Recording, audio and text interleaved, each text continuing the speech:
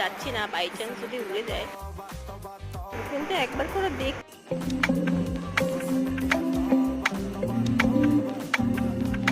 অফিসের বাইরে একটা ছোট্ট পায়রা বসে আছে।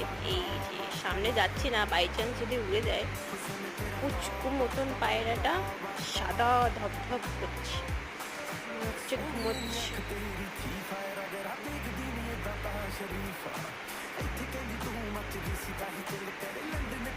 কিন্তু একবার করে দেখছে কি হচ্ছে।